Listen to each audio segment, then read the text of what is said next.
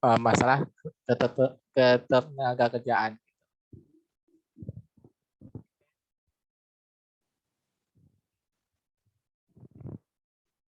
Oke.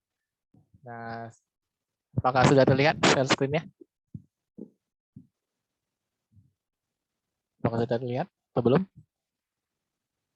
Oke. Sudah ya? Oke, siap. Mungkin aku mulai dulu ya. Assalamualaikum warahmatullahi wabarakatuh. Sebelum kita mulai pembelajaran, baiknya kita mulai dengan doa. Doa menurut kepercayaan masing-masing.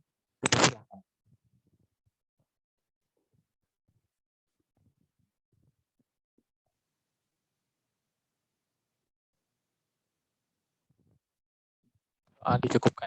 Oke. Nah, sekarang kita bahas tentang ketenaga kerjaan gitu. Jadi kita kan identik dengan ketemu dengan namanya pengangguran. Gitu. Siapa yang bekerja, siapa yang nganggur. Kayak gitu sih kita bertemunya nanti. Nah, teman-teman seperti kemarin gitu.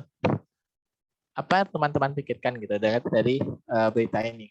Coba tuliskan gitu di chat. Kenapa sih kayak pengangguran tuh kok penting banget gitu dibahas sampai di berita-berita tuh banyak banget. Kayak apa? Nih di berita di sini wakil presiden kita mengatakan bahwa perguruan tinggi itu harus punya solusi gitu untuk atasi pengangguran katanya.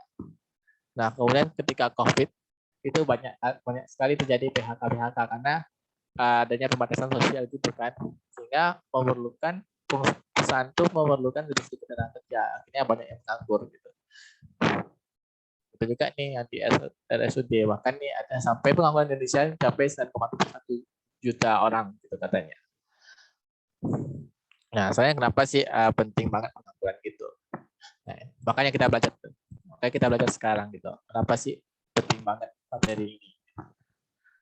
Nah, ini ada peta konsep gitu. Jadi kita akan pertama itu akan belajar mengenai tenaga kerja. Apa sih tenaga kerja itu apa? Kemudian kita belajar angkatan kerja itu apa sih gitu. Kemudian kesempatan kerja, nah kemudian pengangguran gitu. Itu sih. Nah, kita lanjut. Ini ada beberapa lumayan banyak sih ini. Arti definisi pengertian-pengertian dari berbagai definisi yang akan muncul di sini. Ada yang pertama tenaga kerja gitu. Tenaga kerja kalau di sini didefinisikan sebagai setiap orang yang mampu melakukan pekerjaan guna menghasilkan barang jasa, baik itu memenuhi kebutuhan sendiri maupun masyarakat. Jadi siapapun yang bisa menghasilkan barang dan jasa itu disebut tenaga kerja. Dia nggak pandang umurnya berapa, dia pendidikannya gimana, dia nggak pandang.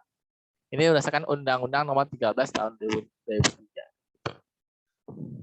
Nah, kemudian di sini ada juga kita mengenal yang namanya penduduk usia kerja gitu. Nah, kalau di BPS itu katanya penduduk usia kerja itu adalah umur 15 tahun ke atas gitu. Itu kalau kata dari BPS. Oh, bisa. Kalau sekarang gimana? Apa masih kayak gresek-gresek gitu?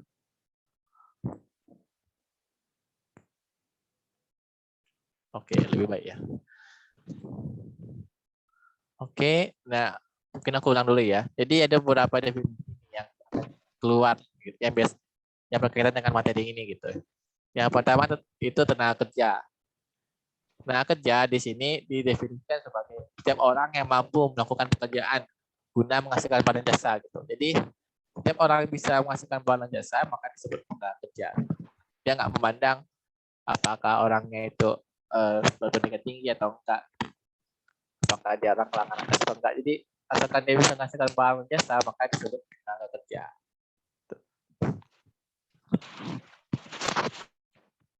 Nah kemudian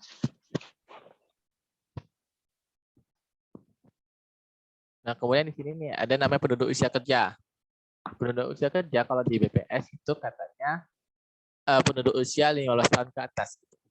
Jadi siapapun yang umurnya di atas 15 tahun, maka itu disebut penduduk usia kerja. Jadi kita yang di sini ada yang umurnya di bawah di bawah 15 tahun, kayaknya nggak ada ya, gitu. Jadi teman-teman di sini bisa dikatakan bahwa termasuk penduduk usia kerja. Karena kan teman-teman di sini rata-rata nih umurnya nih sekitar 16 sampai 17 tahun kan. Nah, kemudian di nomor ketiga ini ada angkatan kerja. Angkatan kerja kalau didefinisikan sebagai penduduk usia kerja gitu. Yang bekerja atau punya pekerjaan, namun sementara tidak bekerja dan jadi penduduk usia kerja, angkatan kerja ini adalah orang-orang yang berusia dia itu di usia kerja gitu. Terus dia itu memang pengen jadi kerja. Gitu. Dia itu bukan seperti kita mungkin yang teman yang kayak mungkin kuliah gitu enggak. Dia itu memang benar-benar umurnya di atas 19 tahun terus waduh.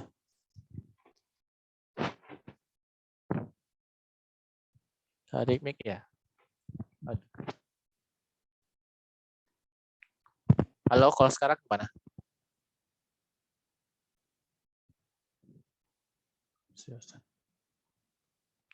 Halo. Tes 1 2 3. Apakah bermasalah lagi suaranya? Waduh, gimana dia?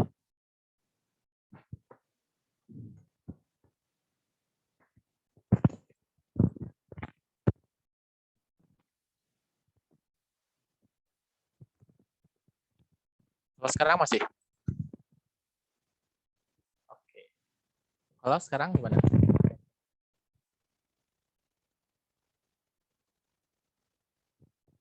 Oh.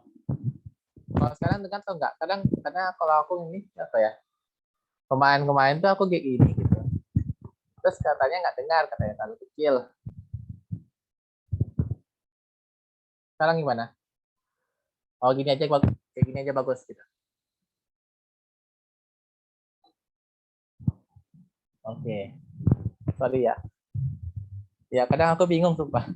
Kayak kemarin kuliah gitu. Aku kayak gini nggak dengar katanya suaranya. Pas dia dekatin baru dengar. Pusing. Oke, kita lanjut ya. Sorry, gangguan. Angkatan kerja ini. Angkatan kerja ini bisa dikatakan adalah penduduk usia kerja 15 tahun dan lebih yang bekerja atau punya pekerjaan, namun sementara tidak bekerja dan pengangguran.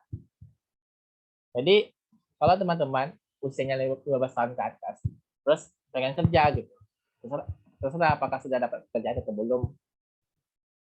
Nah, itu disebut sebagai angkatan kerja. Tapi kalau teman-teman misalnya punya ada kegiatan gitu, punya kegiatan lain seperti sekolah atau kuliah, atau mungkin ibu-ibu rumah tangga gitu yang harus ngurus rumah tangganya, ya bukan angkatan kerja. Ya, sepaket lah ya. Nah, kemudian definisi bekerja. Nah, ini unik sih. Jadi kalau di BPS ya, orang dikatakan bekerja gitu. Setidaknya kalau kata BPS itu dia minimal 1 jam gitu.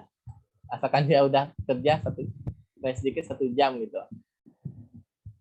Dalam 1 minggu itu dia kerja konsisten 1 jam di hari itu 1 jam selama seminggu. Nah itu kalau di BPS itu sudah termasuk bekerja, bukan pengangguran. Itu kalau kata BPS itu. Jadinya gitu. Sampai di sini suara aku masih gimana? Ada agak masalah atau gimana nih? Aman ya?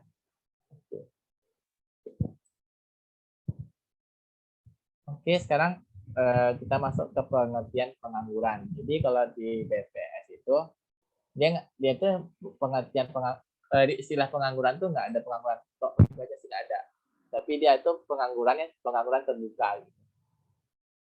Nah, kriterianya itu yang pertama mereka yang tak punya pekerjaan dari pekerjaan. Itu yang pertama. Jadi kalau ini nggak punya kerja, terus dia itu lagi cari kerja. Nah, itu dia termasuk pengangguran terbuka. Jadi kriteria pertama.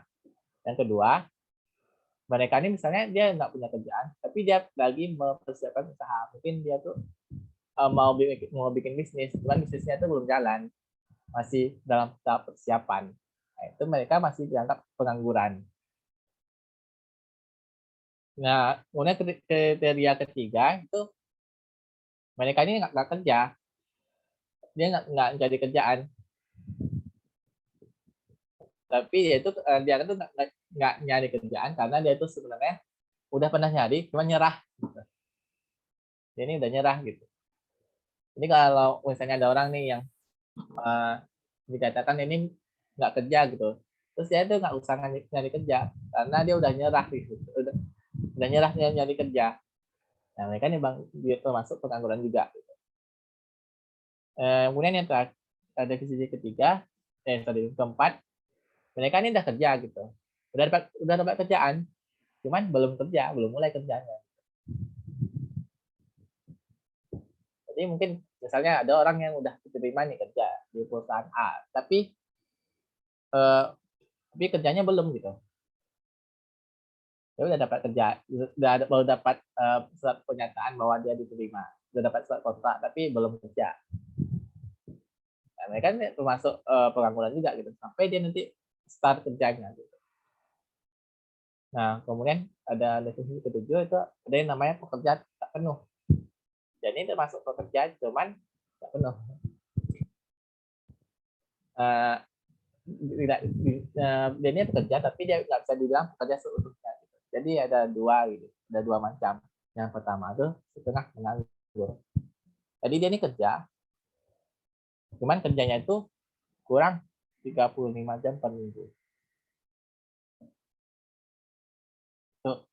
Jadi kurang 35 jam per minggu dan itu dia sebenarnya masih pengen cari kerja lain gitu.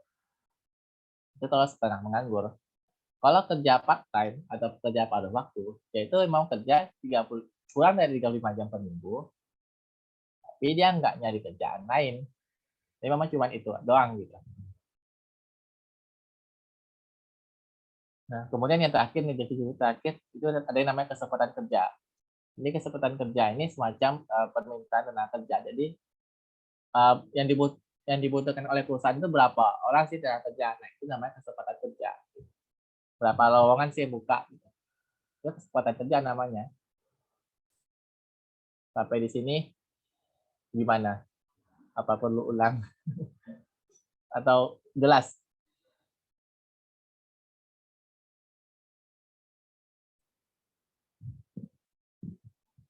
Oke, aman. Oke, sekarang kita masuk ke. Nah, ini sebenarnya aku ragu sih mau masuk ini di PowerPoint apa nggak masuk atau enggak di SBMPTN. Tapi aku untuk jaga-jaga nih ya, aku masukin aja gitu. Jadi dalam penentuan upah pekerja gitu. Jadi ada macam-macam modelnya gitu, model pemberian upahnya. Jadi yang pertama itu ada upah per waktu gitu. Jadi upah per waktu ini maksudnya upahnya itu diberikan rutin, bisa dalam per hari, bisa per jam, bisa per bulan gitu, macam-macam. Nah, kalau misalnya per jam itu biasanya kerjanya itu nggak lama, terus sifatnya itu sementara gitu. Misalnya mungkin dia dapat proyek disuruh bosnya sorry.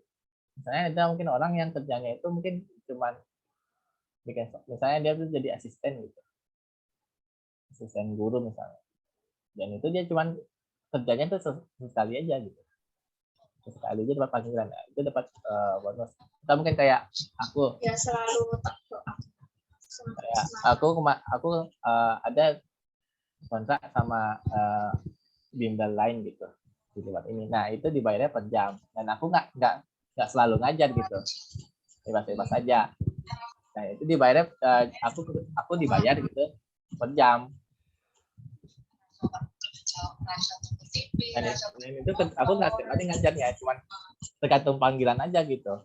Kalau misalnya mereka nyuruh aku ngajar gitu. Kalau enggak, jam. Wingi itu mereka mangkat. Sorry, ini yang lain bisa. Kenapa ya? Tembe wingi mangkat. Oke, terima kasih. Nah, kemudian nih ada namanya upah per minggu. Nah, upah per minggu itu sebenarnya kerjanya itu juga nggak terlalu lama gitu. Tapi nggak sebentar, nggak sebentar yang per jam gitu. Kerjanya temporer, dia sementara. Dilakukan secara terus menerus dalam beberapa minggu. Jadi mungkin ada proyek gitu. Proyeknya itu mungkin perlu beberapa minggu. Nah, selama dia ngerjakan proyek itu dia dapat uang gitu, dapat upah. Jadi kan upahnya per minggu gitu. Nah, kemudian yang terakhir ini ada namanya upah per bulan. Nah, per bulan ini biasanya yang kerjanya tetap. Mungkin kayak misalnya ada PNS gitu. Nah, gajinya tetap per bulan. Itu kalau upah menurut satuan waktu. Jadi kemudian ada juga upahnya itu dia berdasarkan produk. Jadi misalnya dia bekerja, mungkin dia disuruh memproduksi, kalau upahnya itu mungkin setiap 1.000 barang, mungkin dia dapat upah sekian.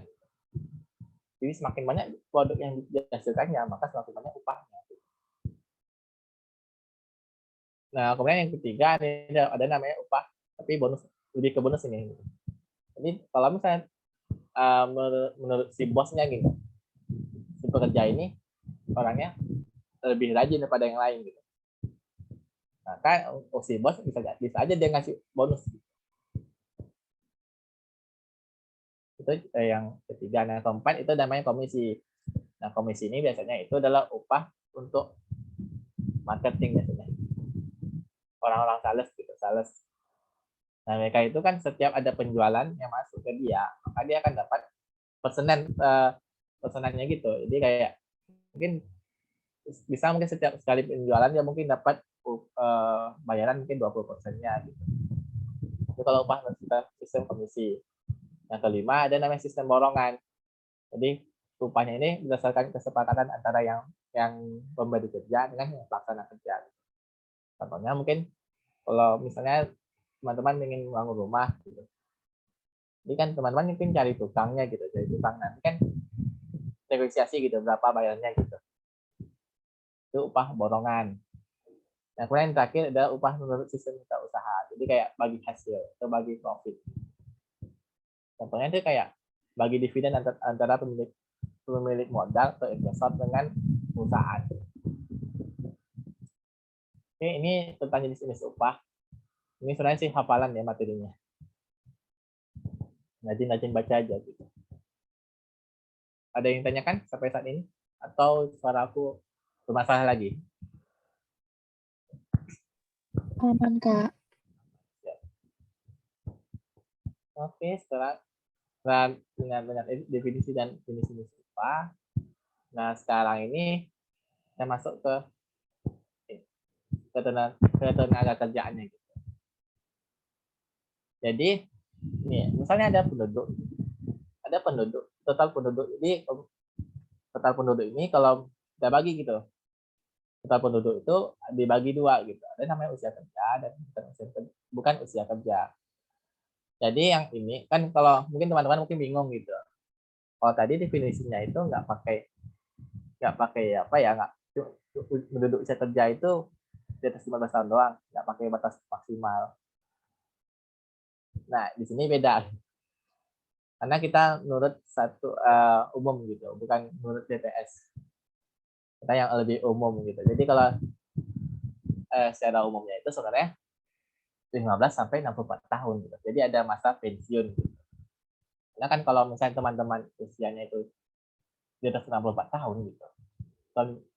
Itu kan udah masuk masa pensiun kan. Nah, pensiun itu kan orang-orang pensiun ya nggak produktif lagi gitu. Ini total penduduk itu bagi dua, antara usia produktif atau usia kerja itu dari 15 sampai 64 tahun.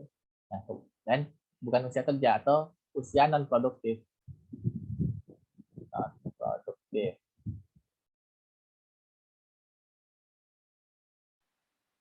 Ini usia produktif.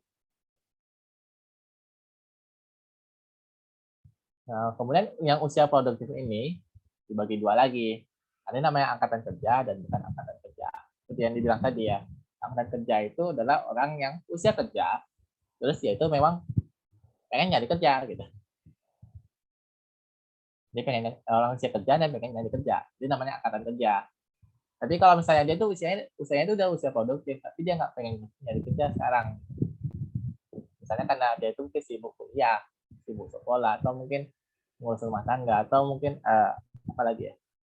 Pokoknya mungkin ada kegiatan-kegiatan lain yang menghalangi dia untuk bekerja gitu. Itu namanya bukan angkatan kerja. Nah, di angkatan kerja ini, kalau misalnya dia kan nyari kerja nih, nah kalau dia dapat kerja, maka dia masuk bekerja. Tapi kalau dia ternyata enggak, setelah dia cari belum dapat juga pekerjaan, maka dia disebut pengangguran. Gitu. Ini bisa dikatakan bahwa pengangguran ini adalah angkatan kerja yang tidak bekerja gitu. Karena bisa tidak bekerja ini bisa karena memang lagi nyari cuma nggak dapet gitu. Nah mungkin nunggu panggilan belum udah terima tapi belum dapat panggilan gitu. Ya, makanya dia nggak kerja gitu. Sampai di sini ada yang ditanyakan? Kalau nggak ada kita masuk ke pengangguran gitu, macam-macam pengangguran. Gimana?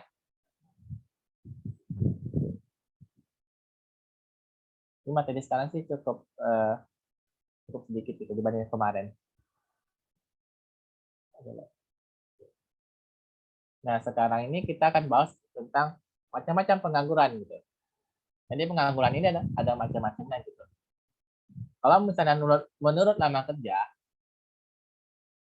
itu dibagi 3. Ada yang namanya pengangguran terbuka, ada yang namanya setengah menganggur, kemudian yang ketiga ada pengangguran terselubung. Kalau pengangguran terbuka, yaitu memang sama sekali kerjaan itu kebetulan nggak dapat kerja, jadi jam kerjanya itu adalah 0. Jam kerjanya 0. Karena pengangguran terbuka ini beneran nggak ada waktu kerjanya gitu. Karena memang belum dapat kerja, jam kerjanya 0. Nah kemudian ada yang namanya setengah menganggur seperti yang dibilang tadi. Nah ini adalah orang yang kerjanya itu kurang dari 35 jam per minggu. Itu namanya setengah menganggur. Nah kemudian ini ada yang namanya pengangguran terselubung. Apa sih maksudnya pengangguran terselubung? Jadi kalau misalnya aku ceritain nih, katakanlah misalnya dalam satu pekerjaan itu hanya idealnya nih hanya perlu 2 orang. Satu pekerjaan ini idealnya itu mungkin bisa dikerjakan 2 orang gitu. Tapi ternyata entah mengapa si bosnya ini malah mempekerjakan 10 orang. Apa ceritanya? Jadi saya ini ada proyek gitu. Idealnya itu cuma dikerjain 2 orang. Tapi malah entah mengapa hitungan si bosnya malah mempekerjakan 10 orang gitu. Itu kan nanti kan nggak efisien tuh. Terlalu banyak kerjanya gitu. Nah, selisih. Jadi dia kelebihan berapa orang? Kelebihan 8 orang kan? 8 orang berlebih. Nah, si 8 orang ini tidak disebut sebagai pengangguran terselubung.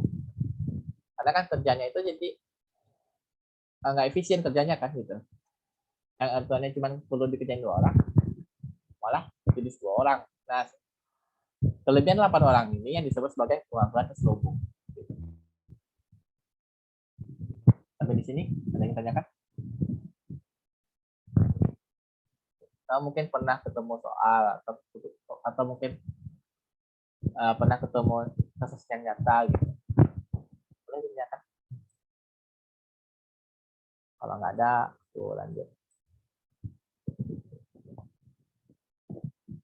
Nah, kemudian nih, kalau macam-macam pengangguran tapi menurut penyebabnya. Ini kalau menurut penyebabnya ada 6 di sini. Yang pertama itu pengangguran struktural gitu. Jadi pengangguran ini yang disebabkan oleh perubahan struktur ekonomi. Perubahan struktur ekonomi.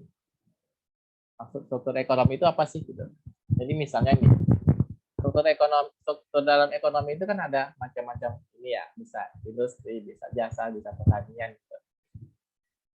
Nah, kalau misalnya nih dalam satu negara tuh awalnya itu mungkin struktur ekonomi ini didominasi oleh sektor pertanian gitu. Maka tentu lapangan kerja untuk pertanian itu kan banyak. Kemudian lama-lama semakin majunya negara, maka sektor yang banyak tuh jadi industri sama jasa gitu. Nanti, nah akibatnya orang-orang pertanian ini yang nggak bisa adaptasi, nggak bisa move on dari pertaniannya, dari dunia pertaniannya, nggak bisa dia mengupgrade diri untuk beradaptasi di dunia industri dan jasa, maka tentu akan salah saing mereka. Tenaga mereka tidak dibutuhkan lagi. Nah, mereka ini yang disebut sebagai pengangguran struktural gitu. Karena struktur ekonomi negara itu sudah berubah, bukan lagi mengandalkan pertanian, tapi sudah mengandalkan jasa. Gitu. Itu contoh itu definisi pengangguran struktural. Nah, mungkin contohnya lagi mungkin kalau sekarang ini ya mungkin kayak yang mau kata-katanya sih ya, kayak teller bank gitu. Itu sekarang kan udah ada tuh bank yang nggak pakai teller bank, jadi udah langsung robot gitu. Jadi kan perubahan struktural juga kan, yang awalnya mengandalkan manusia gitu, sifatnya padat karya gitu, jadi padat modal, mengurangi tenaga kerja manusia. Nah, kalau misalnya si teller bank ini nggak upgrade diri untuk mengenal dunia IT, ya tamat gitu. Mereka akan jadi pengangguran struktural namanya. Sorry agak cadel. Nah, kemudian yang kedua itu pengangguran siklis. Sorry, ya, salah. Pengangguran siklis.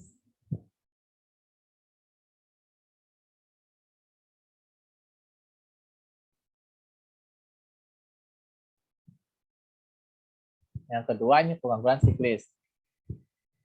Pengangguran siklis sesuai namanya ini adalah pengangguran karena siklus ekonomi. Siklus ekonomi itu kan bisa naik, bisa turun. Seperti yang aku bilang kemarin itu ada fase boom, ada fase depresi. Gitu. Nah, kalau misalnya ekonomi ini ada lagi buruk, lagi turun, itu kan akan banyak yang namanya pemutusan hubungan kerja, PHK gitu. Nah, korban PHK inilah yang dikatakan sebagai pengangguran siklis. Atau kalau istilah lainnya itu pengangguran konjungtur. Itu kalau misalnya lagi resesi, terus banyak nih PHK. Ini seperti COVID kemarin. Ketika COVID kemarin itu kan awal-awal itu banyak tuh PHK kan gitu. Karena ada PSBB segala macam kan gitu. Nah, kalau korban PHK ini disebut sebagai pengangguran siklis. Nah, kan karena mereka ini kan ada dampak gara-gara ekonomi gitu. Nah, kemudian selanjutnya ada pengangguran friksional. Pengangguran friksional ini semacam pengangguran karena adanya gap, adanya perbedaan antara pencari kerja dengan lapangan kerjanya. Gitu. Ada gap. Bisa gap itu dalam waktu, bisa dalam hal geografis. Misalnya mungkin si pekerja ini ahli di dalam hal apa ya? Mungkin si ini dia tuh ahli dalam hal perikanan misalnya gitu. Tapi yang dia malah yang diminta itu yaitu ternyata tinggalnya di daerah pegunungan. Walaupun itu contohnya agak aneh ya gitu. Nah, itu kan nggak matching tuh. Antara yang dibutuhkan sama yang enggak, sama yang skill yang dia punya dengan kebutuhan kerja itu kan nggak matching kan. Nah, itu disebut sebagai pengangguran friksional. Atau mungkin mereka itu punya skill mungkin dalam hal akuntansi, tapi yang diminta dalam dunia kerja ternyata IT-nya gitu. Dan mereka kan nggak sinkron juga gitu. Makanya disebut sebagai pengangguran friksional. Gitu. Dan ini memang pengangguran friksional ini bisa kadang selalu terjadi dan itu biasanya jangka pendek dalam pribadi. Jadi mungkin ada proses ini ya, proses adaptasi mencari kerja gitu. Bisa dalam hal beberapa bulan. Itu itu kalau aku baca dari penelitian gitu, dari buku-buku gitu. Ternyata itu nggak lama kok. Pasti yang mengalami jadi pengangguran friksional itu nggak lama. Karena mereka kan sadar gitu, kan tahu skill mereka di mana, dan orang yang membutuhkan skillnya itu di mana mereka akan tahu sendiri. Kalau yang dari aku baca. Nah, kemudian ada namanya pengangguran musiman. Pengangguran musiman ini adalah pengangguran karena ya ganti musim gitu. Jadi mungkin kayak petani misalnya, itu kan nggak selamanya dia gitu. Contohnya mungkin pengangguran, mungkin petaninya masih ngandalin musim, belum pakai hidroponik gitu. Yang ngandalin cuaca. Nah, mungkin kalau misalnya lagi panen, ada kan kerja gitu. Saya kerja gitu kan, lagi musim menanam gitu. Tapi kalau misalnya lagi nunggu panen gitu kan, itu kan dia nggak ngapa-ngapain gitu. Itu pengangguran musiman karena berbeda musim. Atau mungkin kalau musiman ini semacam, atau bisa juga seperti ini, misalnya mungkin produsen payung gitu, orang mungkin ojek payung misalnya, ojek payung itu kan kalau nggak lagi musim hujan ya mereka kan nggak kerja, itu namanya pengangguran musiman. Kemudian yang kelima, pengangguran teknologi. Ini karena perbedaan adanya perubahan teknologi. Ini kalau misalnya teknologi sebenarnya gimana ya? Kalau misalnya kayak sekarang sih ya, kalau aku lihat nih, warnet nih. Kalau warnet ini kan kalau dulu itu rame gitu, sebelum laptop atau komputer tuh dimiliki oleh orang-orang gitu. Kalau sekarang kan udah setiap rumah udah kayaknya udah punya gitu laptop atau komputer. Kalau dulu kan enggak gitu. Nah kan itu kan ada orang membuka ini ya, buka warnet gitu. Nah sekarang kan kemana warnet itu, saya udah ada lagi gitu. Nah mereka kemana? Mereka kan jadi pengangguran kalau misalnya nggak upgrade gitu.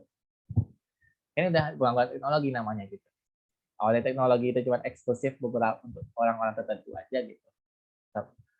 Sekarang kan udah semua orang udah punya gitu. Jadi itu bisa dikatakan sebagai pengangguran teknologi. Nah, kemudian yang keenam itu pengangguran sukarela. Pengangguran sukarela itu mereka ini sebenarnya bisa aja nyari kerja, bisa nyari kerja. Cuman dia males gitu. Emang secara sukarela dia tuh nganggur gitu. Beda halnya kan bukan angkatan kerja. Kalau bukan angkatan kerja itu karena ada kegiatan lain. Ada kegiatan lain yang harus dilakukannya gitu. Sehingga dia nggak punya kesempatan untuk kerja, nggak punya waktu untuk kerja. Nah kalau ini pengangguran sukarela ini dia waktunya kosong gitu.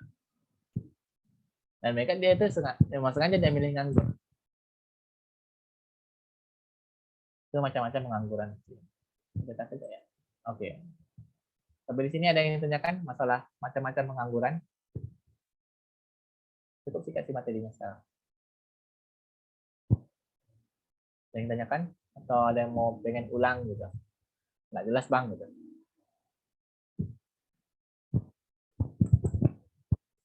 Izin minumnya.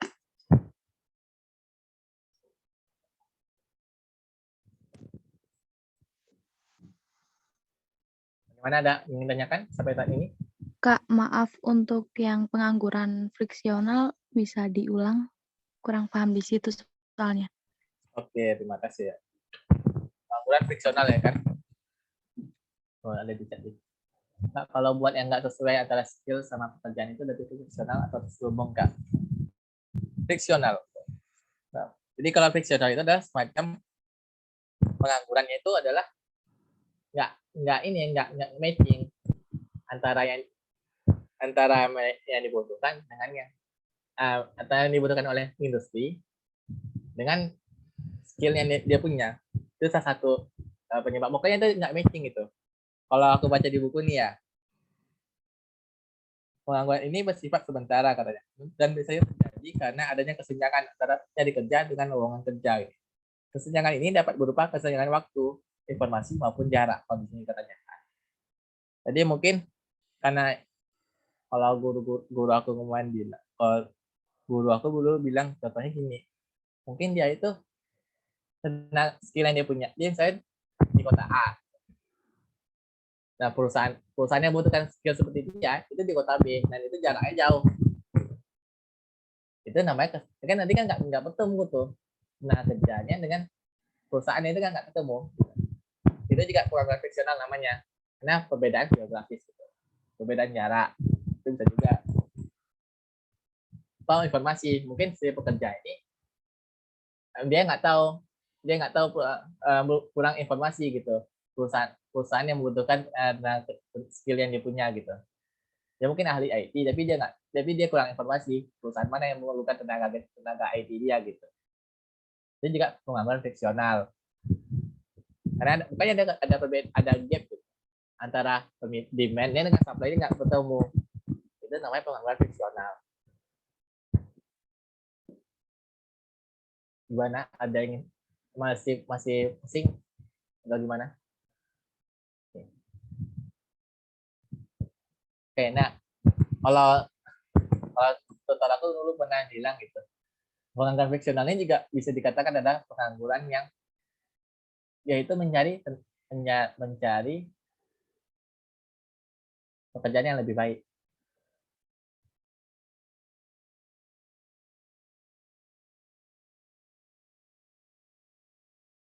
Jadi nih bisa aja nih friksional ini mungkin dia udah dapat nih kerjaan yang sesuai gitu. Cuman dia mungkin nggak seret dengan gajinya gitu. Dia merasa gajinya itu terlalu rendah misalnya.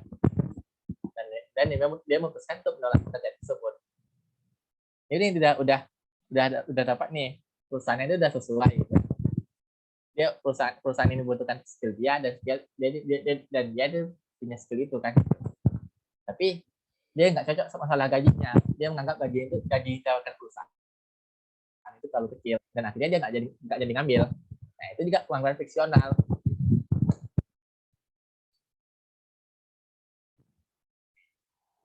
Cuman ya. Ini setelah itu ada macam-macam pengangguran teknologi. Itu pokoknya semacam pengangguran itu yang disebabkan oleh bergantian teknologi gitu. Oh tadi kan aku contohnya ke Wardet ya. Mungkin kalau masih bingung, mungkin ya biar agak simpel, biar lebih mudah lagi, mungkin delman. Apakah sekarang masih ada pakai delman gitu? Jadi di kampung aku sekarang udah nggak ada lagi nih delman, udah nggak nampak. Digantikan oleh motor gitu, ojek. Nah itu kan pengangguran gitu, bisa dikatakan pengangguran teknologi. Karena kan dulu orang pakai kuda gitu, pakai delman, mau pergi pasar bisa pakai delman. Nah sekarang kan udah ada ojek gitu, atau mungkin sekarang Honda itu pun juga motor sekarang udah tiap rumah itu udah punya gitu. Itu kan pengangguran teknologi gitu, karena teknologi makin canggih gitu kan. Atau mungkin bisa juga nih antara ojek pangkalan dengan ojek online. Kalau misalnya ojek pangkalan ini nggak bisa mengupgrade diri untuk menguasai, tidaknya memahami sistem ojek online lah gitu. Mereka kan terus zaman kan, mereka nggak pakai lagi karena masyarakat lebih suka pakai ojek online gitu. Kan mereka jadi pengangguran lagi kan, gitu. Jadi pengangguran juga kan. Nah itu juga pengangguran teknologi gitu. Pokoknya setiap pengangguran yang karena mereka itu tersisih karena teknologi ini dipakai itu udah ketinggalan zaman gitu. Itu disebut pengangguran teknologi. Gitu. Gimana? Masih bingung? Ye. Okay. Nah sekarang ini ada penyebab pengangguran gitu. Kenapa sih orang bisa nganggur? Gitu? Yang pertama itu jelas karena orang yang nyari kerja itu lebih banyak daripada lapangan kerja tersedia. Sudah pasti. Nanti kan ada terjadi kelebihan tenaga kerja gitu. Kalau misalnya tenaga kerja, orang yang ingin kerja itu lebih banyak, secara lapangan kerjanya itu nggak terlalu banyak, karena kan jadi kelebihan tenaga kerja. Nah, orang-orang yang dapat kerja ini disebut sebagai pengangguran. Nah, kemudian yang kedua ini adalah pendidikan dan keterampilan yang rendah gitu. Jadi mungkin kalau kalau Indonesia mungkin masih bisa nih dapat pendidikannya terlalu rendah mungkin bisa sih. Tapi pada kalau secara umum ya, kalau yang namanya perusahaan itu kan mencari pekerja yang terbaik gitu. Dia perusahaan itu tentu dia mengambil yang terbaik dari yang lain gitu kan. Jadi kalau misalnya skill yang dimiliki itu rendah, bagaimana bisa perusahaan itu minat mempekerjakan dia gitu. Gitu. Maksudnya gitu. Yang ketiga adanya matching gap. Matching gap itu maksudnya itu adanya ketidaksesuaian gitu. Ini semacam friksional tadi gitu. Semacam friksional tadi. Jadi mereka itu adalah mungkin skill yang dimiliki pekerja gitu dengan industri itu berbeda. Kan mungkin teman-teman mungkin sering dengar gitu di berita gitu. Kalau misalnya pengangguran orang kuliah sekarang gitu tamatan sarjana gitu, itu katanya banyak juga yang nganggur gitu. Kenapa? Karena skill yang dia diajarkan di kuliah itu ternyata tidak terpakai di dunia industri.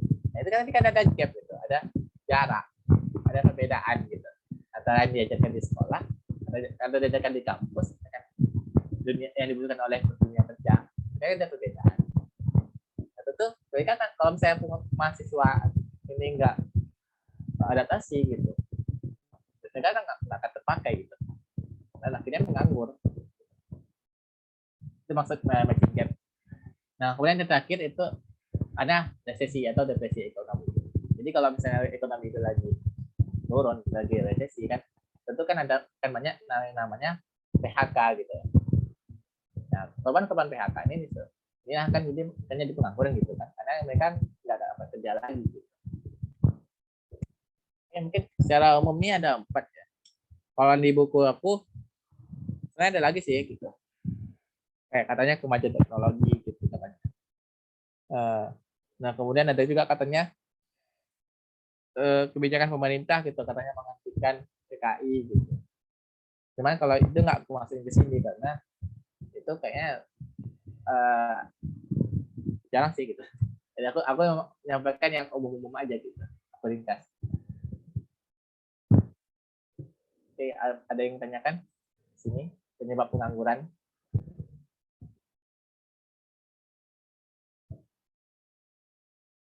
Ada yang tanyakan? Kalau nggak ada, ini ada rumus-rumus gitu. Ada rumus-rumus. Rumus ini yang pertama itu dan ada yang namanya dependency ratio atau kalau istilah bahasa Indonesia itu adalah rasio ketergantungan. Jadi rasio ini adalah semacam mengukur gitu, mengukur beban yang harus beban kerja yang ditanggung oleh usia produktif gitu. Duduk usia produktif gitu. Karena menanggung penduduk usia non produktif gitu. Usia non produktif. Jadi misalnya gini, misalnya mungkin dalam satu keluarga gitu. Satu keluarga itu mungkin katakanlah ada kakek misalnya, ada kakek dan nenek gitu. Nah ini ada ayah, terus mungkin ada 3 orang anak gitu, 3 anak. Nah di sini kan yang usia produktif ini adalah ayah gitu. Yang usia produktif itu ayah. Sementara yang anak ini katakanlah mungkin anak ini masih kecil gitu, di bawah 15 tahun. Dan kakek dan nenek ini adalah orang-orang yang katakanlah usianya itu mungkin sudah di atas 65 tahun gitu. Udah pensiun.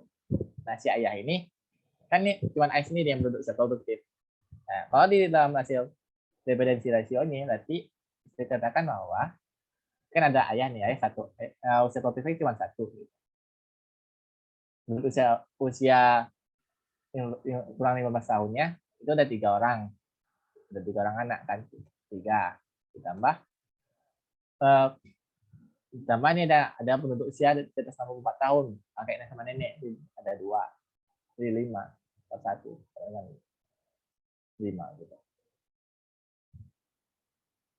Artinya kalau di sini itu dikatakan bahwa satu orang usia produktif itu usia ayah itu ternyata harus menanggung 5 orang gitu, 5 orang yang nggak produktif gitu. Jadi kayak ngukur gitu, orang-orang yang produktif ini harus menanggung berapa orang sih yang nggak produktif.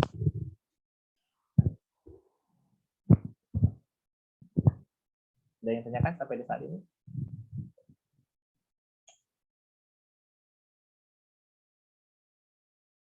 Ada yang tanyakan? Ada?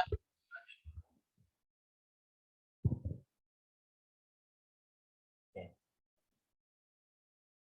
Nah, kemudian di sini ada namanya tingkat partisipasi angkatan kerja. Kalau di sini tingkat partisipasi angkatan kerja ini semacam mengukur dari dari orang-orang yang usia produktif ini berapa orang sih yang pengen nyari kerja gitu, pengen bekerja tuh berapa orang sih gitu. Itu inti dari penduduk usia tingkat partisipasi angkatan kerja, mengukur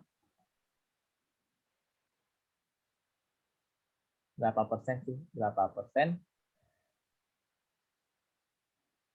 usia produktif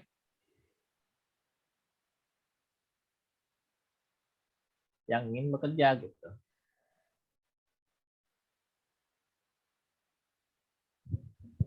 Di sini nanti. Jadi caranya adalah dengan membagi gitu. Jumlah angkatan kerja dibagi dengan penduduk usia produktif atau 15 tahun ke atas dikali 100%. Gitu.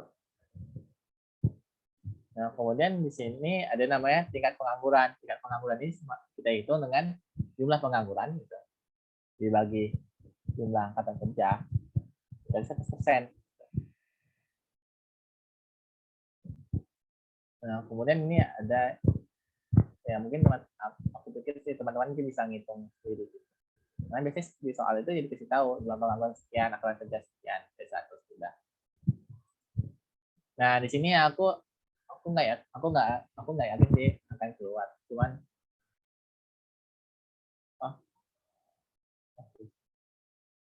14-15 ya.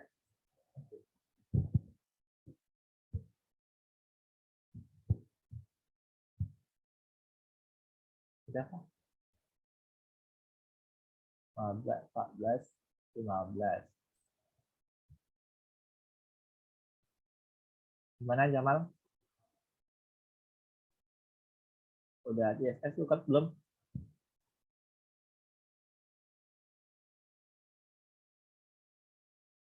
Oke. Nah, kemudian ini sebenarnya slide tambahan sih yang 2 ini gitu. Jadi kalau di soal sih pernah sih ditanya itu, cuman ditanya semacam ini aja sih faktor yang mempengaruhi perhitungan upah minimum gitu. Jadi aku nggak tahu sih apakah akan keluar atau enggak gitu. Apakah disuruhnya tapi aku rasa sih nggak sampai suruh ngitung. Mungkin sekedar tahu apa aja sih yang faktor yang mempengaruhi besar UMR gitu. Apa aja sih perhitungan kok bisa naiknya sekian gitu. Jadi di sini nih, kalau misalnya peraturan yang lama sebelum pandemi, perhitungannya simpel sih, logis. Cuman kita aja cuma lihat sama nih upah ini UMN ini adalah upah minimum yang ingin kita terapkan gitu. Saya kita ingin tetapin upah minimum tahun 2022. Berarti di sini ada UM 2022. Nah, patokan kita adalah upah minimum yang sedang berlaku gitu. Berarti kan upah minimum mungkin tahun 2021-nya mungkin ya. Nah, itu tergantung sih gitu. Tapi biasanya sih upah minimum itu tiap tahun naik. Jadi kita tinggal itu patokan saya upah minimum tahun kemarin gitu. Terus kita tambah nih kita kalikan nih, upah minimum tahun kemarin, kita kalikan dengan besar inflasi dengan besar pertumbuhan ekonomi. Ini persentase data PDB ini pertumbuhan ekonomi. Misalnya nih, kalau aku contohin, misalnya upah minimum tahun 2021 misalnya 3 juta misalnya. Terus laju inflasinya itu adalah sebenarnya katakanlah 2%. Nah, kemudian pertumbuhan ekonomi bisa dikatakan mungkin 3% gitu. Berarti upah minimum tahun 2022-nya UM 2022 maka 3 juta ditambah dikali 3 juta dikali 2 tambah 3% gitu. Ini kan 3 juta dikali 5%. Ya kan? Meski nanti udah dapat 3 juta. Hasilnya berapa mungkin ya? 3 juta kali 5%. 3 juta kali 5%. Dapat 15 jadi dapat 150.000 gitu. Jadi 3 juta. Jadi upah minimum tahun 2022-nya adalah 3 juta 150.000. Itu cara hitungnya gitu. UM 2022. Ya sekilas sih aku rasa sih nggak sampai disuruh ngitung. Karena kan ditanya faktor yang mempengaruhi perhitungan upah minimum apa sih? Apa aja gitu. Jadi kalau di sini kalau saya aku kasih rumusnya langsung kan, jadi tahu faktor yang mempengaruhi upah minimum itu adalah ada 2 gitu, inflasi sama pertumbuhan ekonomi. Gitu. Nah ini adalah kalau upah yang pada saat pandemi sekarang gitu. Jadi agak ribet ya, tapi intinya sama aja gitu. Faktor yang jadi penentunya adalah ini, inflasi sama pertumbuhan ekonomi juga. Tetap 2 itu aja gitu, inflasi sama PDB. PDB-nya itu adalah pertumbuhan ekonominya. Tapi mungkin di sini ada nih untuk masalah batasnya gitu. Jadi kita pakai per kapita gitu, data konsumsi per kapita. Jadi pengeluaran masyarakat, pengeluaran setiap orang itu berapa sih rata-ratanya? Ya mungkin itu aja sih. Kalau ada yang ditanyakan sebelum kita kuis, gimana? Ada yang ditanyakan?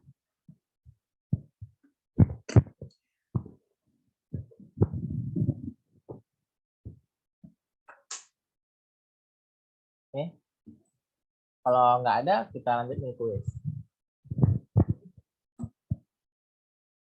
Aku share ya. Nah kan teman-teman join buka quiznya, join my quiz. Aku lagi buka quiz tidak nih.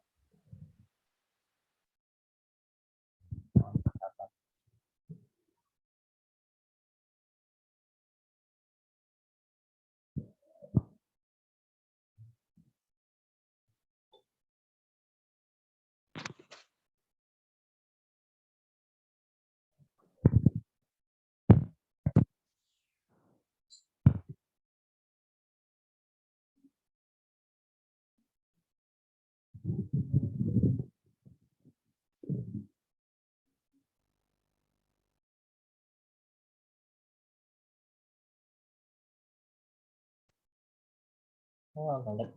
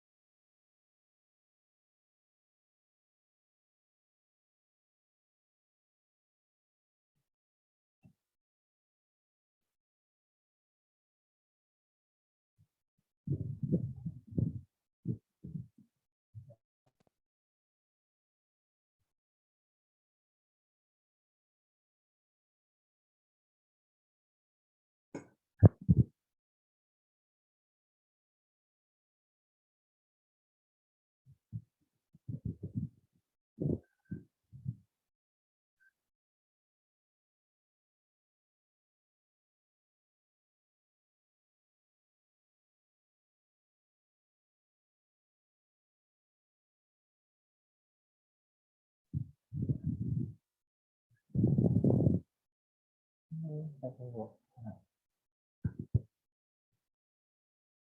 Nah, teman-teman kerjakan videonya lagi loading.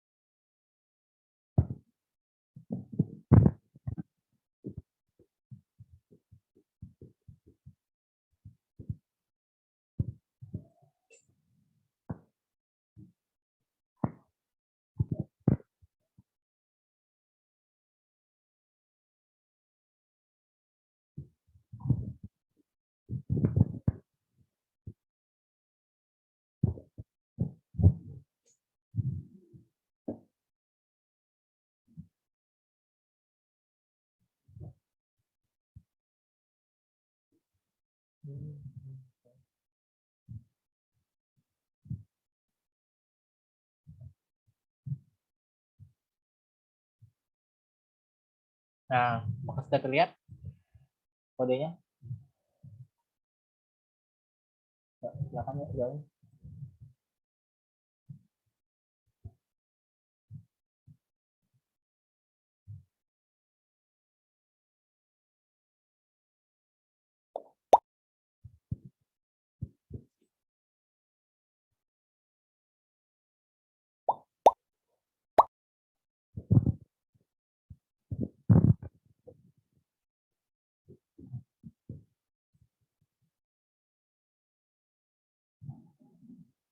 Ya, baru 3 orang nih.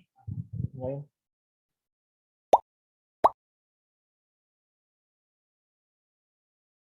Oh iya sih, harus 30 jam ya.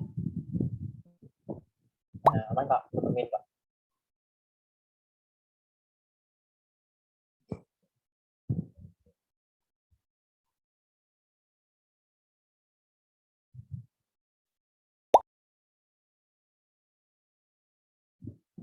Ya, 7 orang sih.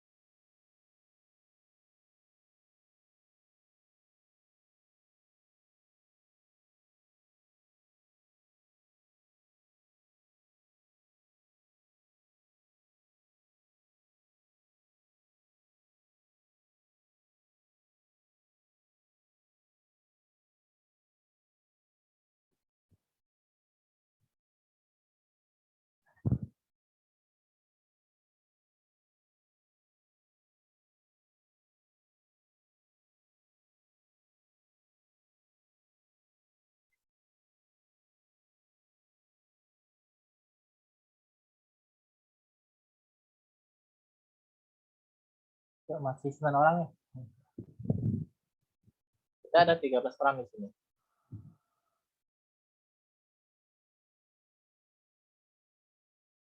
Mungkin aku tunggu sampai jam 9 10 menit ya. Jadi 4 menit lagi nih aku tunggu.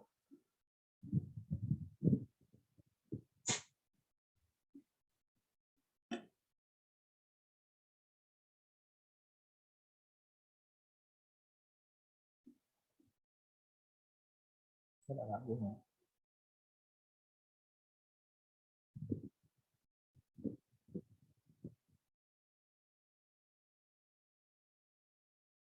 Ya, ya yang lain. Ya, yang lain join dong.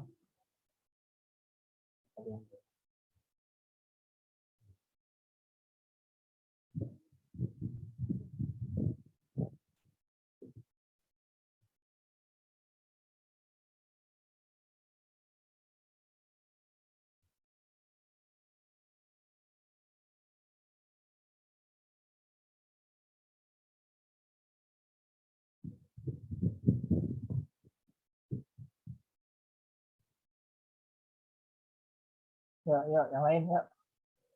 Lain dong.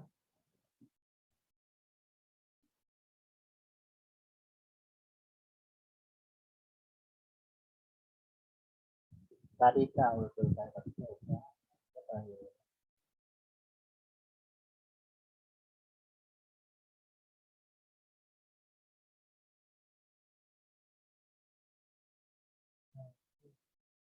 Alin udah join belum? Alin.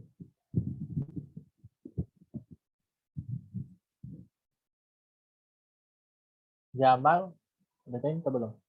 Atau udah kenal lah Jamal? Apa lagi ya? Rara juga ini belum nih. Rara. Yasmin. Oh Yasmin udah. Ini Rara, Jamal sama Alin. Oh sorry.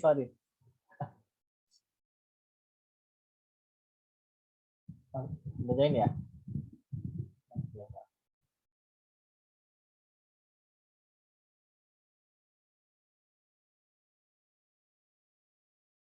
Kodenya 840561.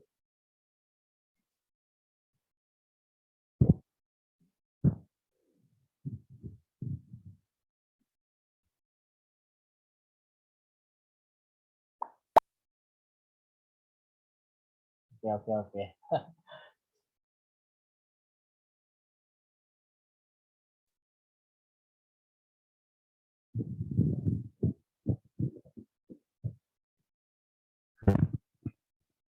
Ada lagi? Join ayo. 1 menit lagi nih, aku tunggu.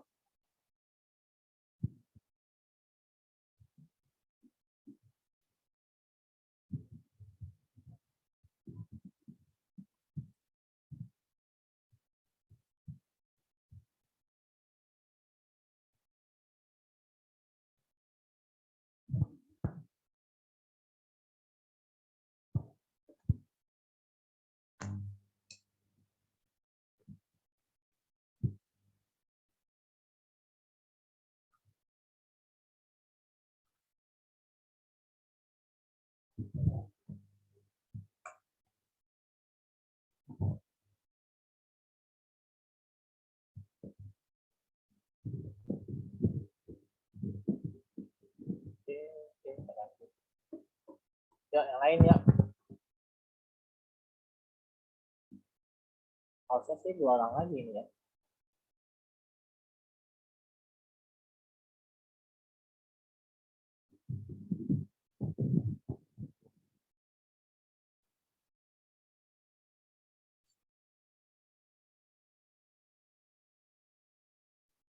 Ya, Jamal.